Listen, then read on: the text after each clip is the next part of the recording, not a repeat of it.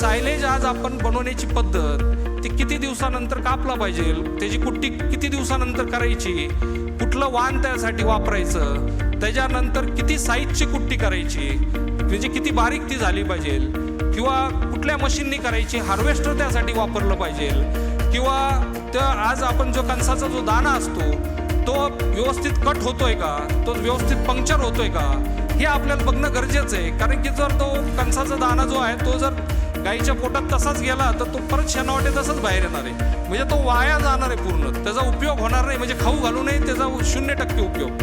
म्हणून या सगळ्या गोष्टी आपल्याला त्या ठिकाणी समजून घ्यावं लागेल, व्यवस्थित दाबला गेला पाहिजे. जगामध्ये इतका यावरती अभ्यास झालाय तुम्हाला सांगतो.